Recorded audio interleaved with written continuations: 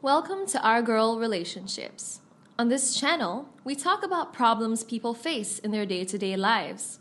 Let's start with a video. My mother-in-law and I are not really the best of friends. That is me being subtle. She doesn't like me and has never liked me, no matter how hard I try. My husband's siblings say that she doesn't like me because I took her son away from her. That is so crazy. Aren't sons supposed to grow up and have their own families? Anyways, her husband left her many years ago, not sure how long, but it was really a long time ago. My husband was her first and only son. So she pampered him greatly and had this special love for him. When I came into the picture, she didn't like it, which is why she mistreated me.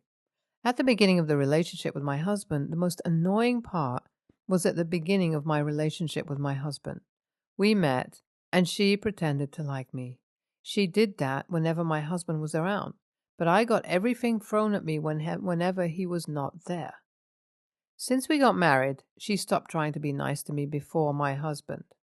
Many times he confronted her and told her that he was married to me, so she had to face it and treat me right because I was his wife, the love of his life.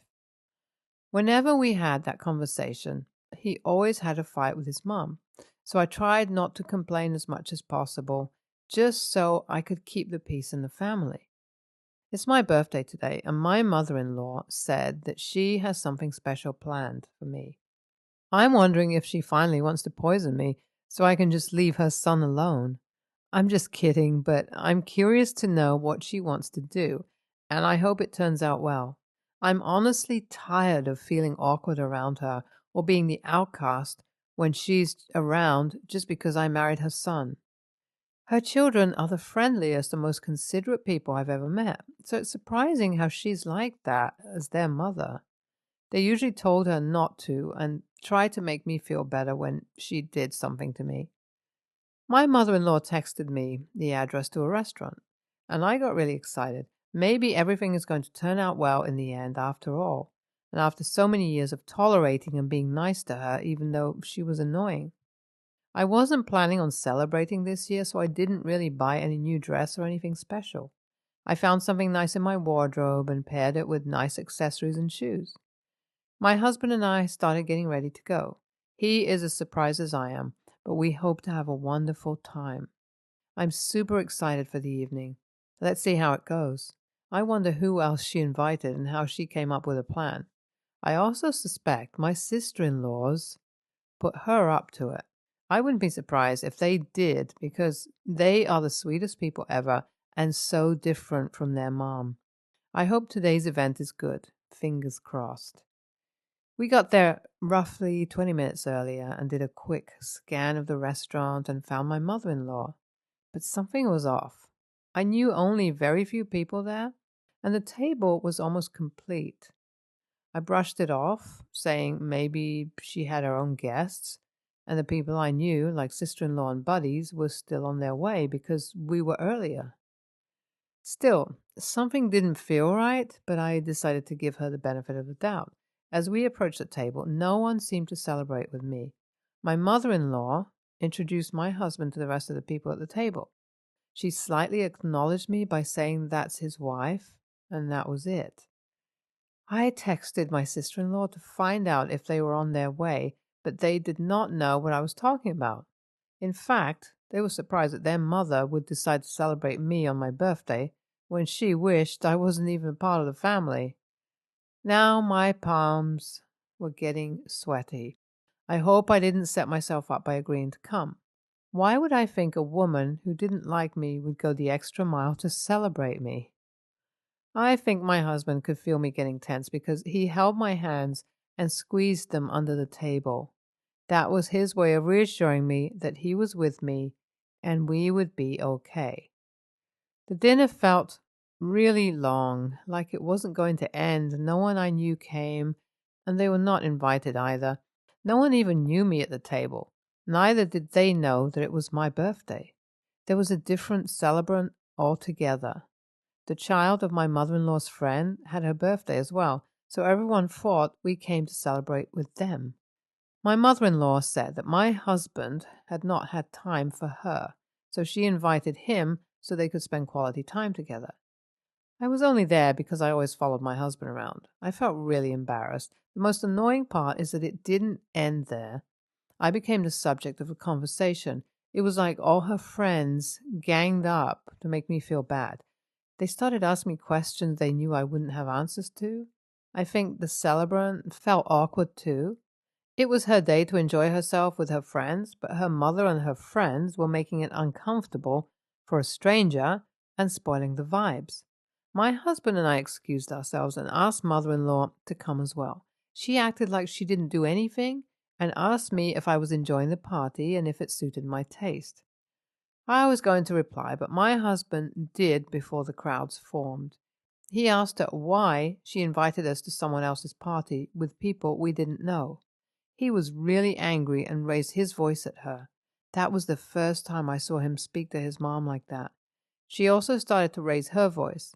My mother-in-law said that I was even lucky I got invited because it was the closest I would ever get to being celebrated.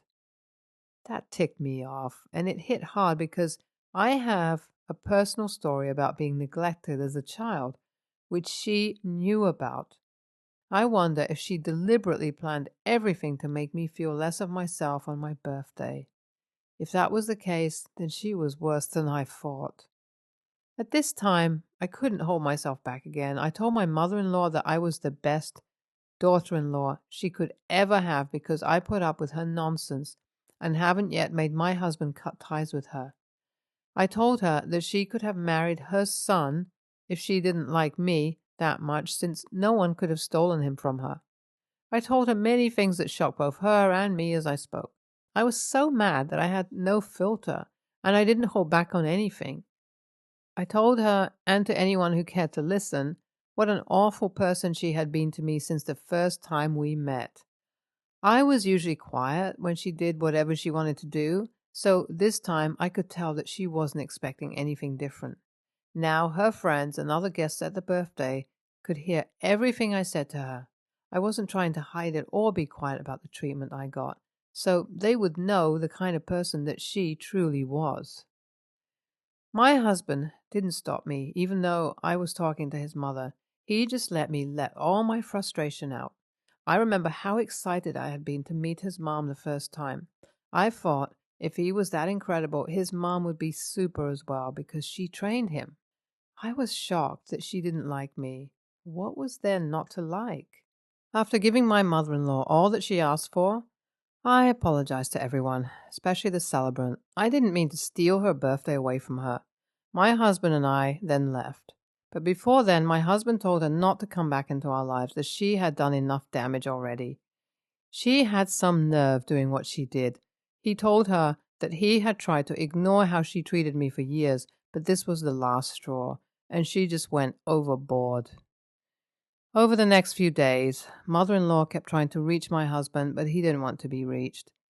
She tried to use his sisters to get to him, but he had made up his mind. This time, I didn't feel like I was destroying his family because he was cutting ties with his mother-in-law. She was just too much and thought that she could get away with anything. His sisters got to find out what their mother did, and they were also in support of my husband's decision. I have never felt more humiliated than I felt on that day, and to think that she picked my birthday to do that. I could have just had a pleasant time with my husband, which I wanted to do before. I had made reservations for us at one of our favorite spots. My husband thought we should decline his mom's invitation, but I was excited that she wanted to do something nice for me, and maybe our relationship would get better by that. I thought she was trying to make an effort, so I should try too, but I was wrong. So wrong, I wish I knew better. My mother-in-law didn't try to reach me, and I honestly don't care. I'm done being nice and trying to keep the family together. She brought this upon herself on her own. We wouldn't be attending any family events that she would be in any more because we are cutting all ties entirely from her. NTA, your mother-in-law played herself. She thought she would humiliate you, but she humiliated herself instead and lost her son. She should have known that she couldn't win because her son always protected you from her. YTA, you say that you have tolerated your mother in law for too long. How about leaving your family issues away from the public and sorting them out when you get home? Now, you don't care if your husband cuts ties with his mother. I am beginning to wonder if you really cared in the first place. Next story. I'm a 55-year-old woman, and my daughter Ellie, 28, is a catch. She's beautiful, brilliant, I mean genius smart, kind, and creative. She's the type of person to excel at anything and everything she does. She's never one to raise her voice or act inappropriately. She's pragmatic beyond her years, and she's a problem solver. Her career is flourishing, IT security, and she pays all of the bills. I've lived with her in her apartment for a year while I get back on my feet after a separation. Ellie does have one problem. She has no friends that I know of, except for her cat.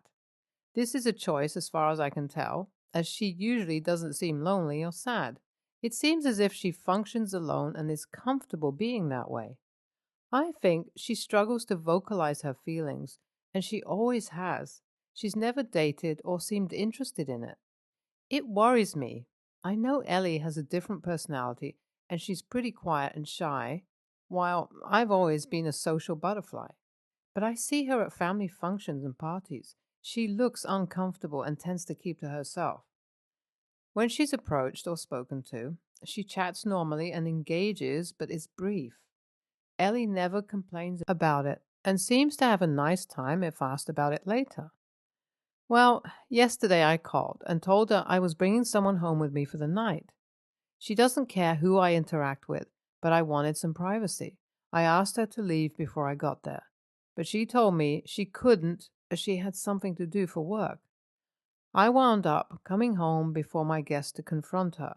She was in her room listening to loud music and working on her computer. I interrupted her and we got into a heated debate.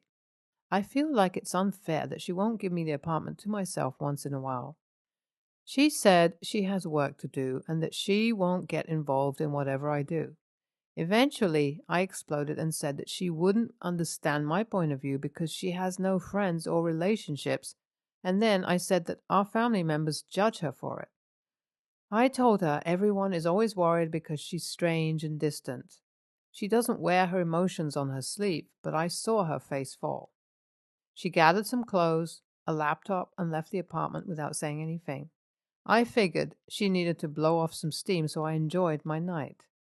She hadn't come back since yesterday, and she won't answer her phone. I didn't mean to hurt her feelings, but I just want her to open up and act normal once in a while. I wanted to help my baby. AITA? For people reading, she wouldn't and won't kick me out. She gets nervous and retreats into herself and will shut everyone out, so an argument or conversation will end. She doesn't like conflict. She isn't completely without a social life. She has 3 older brothers, all married with children, with whom she shares strong bonds. She looks up to them and seems to think the world of them. I get it. I'm a huge a-hole. My daughter is okay and is coming back. I will prostrate myself with as many apologies as she's willing to hear. YTA, you didn't want to help your baby? She's 28, not a baby. You wanted privacy for a booty call and were willing to hurt your daughter to get it? Also, sorry, but work is more important than getting laid. YTA, in so many ways. You may think she's a catch, but perhaps she's perfectly happy not being caught. You're staying in her apartment, and you kicked her out so you could get laid?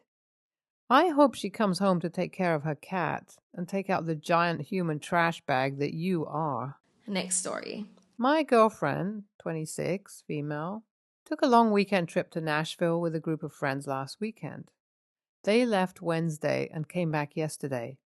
Before she left, I had agreed to pick her up at the airport when they came back. It's about a 40-minute drive from our place, and I didn't have anything planned yesterday, so it wasn't a big deal.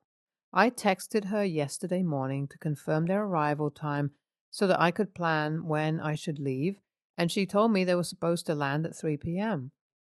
I didn't hear from her the rest of the day, so I left our place at 2:30 p.m. and arrived at the airport at 3:15, and then texted her to let her know I was there. When I didn't hear back from her by 4 p.m., I kind of started to worry, so I checked their flight status online and found out their flight had been delayed by 2 hours during a layover and wasn't expected to land for another 90 minutes. So I went home. I had no way to contact her, so I couldn't tell her. About 2 hours later, I finally got a call from her and she was asking me where I was. I told her I was at home. She got pissed at me and asked why I wasn't there. I told her I was there at the time she told me, but she neglected to inform me of the flight delay, and I wasn't just going to wait at the airport for 4 hours. I told her to take an Uber. I could tell she was pissed, and she told me she was tired and exhausted, aka hungover, and forgot to text me about the flight delay. She said she doesn't want to sit in a stranger's car for an hour and just wants to get home. I told her I had already driven to the airport once today and I wasn't going back. And even if I did, it would take me an hour to get there, but she hung up on me. About an hour or so later, she got home, threw her bags on the floor, walked to our room, closed the door, and locked it. I tried to go and talk to her, but she wouldn't open the door. I ended up sleeping on the couch. This morning, I finally got her to talk to me, and she told me her phone died, and that was why she couldn't tell me about the delay, and that she was tired and cranky and frustrated when they landed, but that I should have still picked her up because I told her I would. She told me that the Uber was crazy expensive because they charged her peak rates, and after spending a lot on her vacation, she's pretty much broke. She told me I should have just found something to do nearby until she landed instead of going home, especially since I had nothing going on. When I finally got a word in, I told her that I find it hard to believe she couldn't find a place to charge her phone during a 2-hour flight delay or have one of her friends text me, and that it's simple courtesy to keep people updated on timelines like that when they're doing you a favor. I told her I think she was just too hungover or still drunk and didn't even think about it. She called me an a-hole and told me to F off. She again isn't speaking to me. ESH. Rule number 1 of picking up people at airports. Check the flight status. It is on you that you got there and there was a delay. You could and should have found that out. The "my phone died" excuse is irresponsible. You're traveling. You damn well make sure that your phone is charged. And yes, in modern day travel, there are tons of charging stations. She should have kept her phone charged and let you know about the delay. YTA, but I get the sense that maybe you don't travel much. Trying to give you the benefit of the doubt here because otherwise you just lack common sense. I literally can't imagine agreeing to pick someone up from the airport, having their flight details, and not checking the estimated arrival time online before setting off, especially because the East Coast and Midwest have had crazy weather this year and flights are getting delayed and cancelled constantly. But ultimately, I've picked up many people from the airport and dealt with waiting through unexpected delays more than a few times. It sucks. But it sucks even more to finally escape travel hell, expecting to see a loved one, friendly face waiting for you, and hearing, "Just take an Uber. I can't be bothered," instead.